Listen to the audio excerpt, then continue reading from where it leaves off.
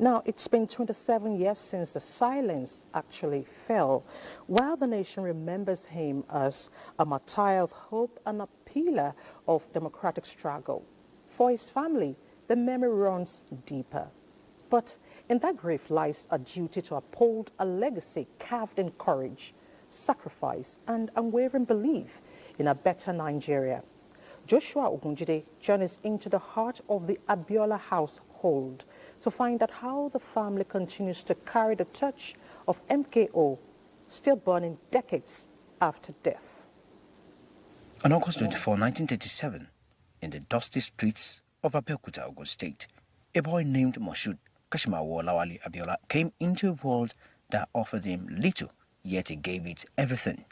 My father-in-law, my mother-in-law lost 23 children. From hawking firewood as a child to studying in faraway Scotland on scholarship, MKO's journey was shaped by resilience. He graduated from the University of Glasgow in 1963 and became a chartered accountant just 2 years later, rare for an African at the time. But numbers alone never defined him. He became a business icon, yes. But more than that, he became a household name, not just for his wealth, but for how generously he used it to uplift others. He gave scholarships, built schools, and paid hospital bills, often for people he never met. To many, MKO wasn't just a man, he was a movement. That's why people called him a divine helper.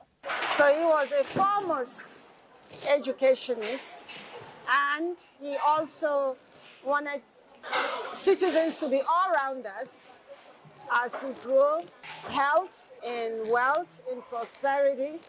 You know, he brought about a lot of reachability. He was extremely intelligent. He never forgot anything, and he treated people the way they should be treated. You know, he had humility, and he expressed himself in a way that shows that he cared. MKO, MKO, MKO, action! Abiola, Abiola, Abiola, progress. Now he be the hope for better tomorrow. In 1993, the people spoke.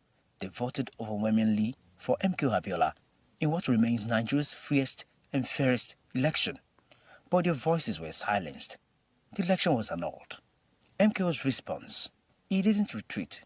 He declared himself the rightful winner, not out of ego, but out of duty. Nigerians are ready for democracy. Nigeria have elected their president, and Nigerians are not prepared to go for another election. That decision cost him his freedom and eventually his life. Incidentally, MK Abiola, my husband, was born on the same day as my mother. And very strange to me, he died on the same day my father died. But even in death, MKO's dream refused to die. One of the many he mentored and inspired is today Nigeria's president, Bola Ahmed Tinubu, a man who, like MKO, stood firm in the face of tyranny and whose presidency today reflects the long arc of that democratic struggle. If they were giving awards to great Nigerians, I believe they should have given Iyaloja, because Tinubu's mother played a critical role in his even agreeing to support my husband. This year, as Nigeria marks its 26th Democracy Day, the celebration is more than a date on a calendar. It is a solemn tribute to courage, a salute to sacrifice, and a call to deepen the values MKO stood and died for. And we've been shown to express humility everywhere we go. It took 25 years, but on June 6, 2018, the tide finally turned. Former President Muhammadu Buhari declared June 12 Nigeria's new Democracy Day, replacing May 29.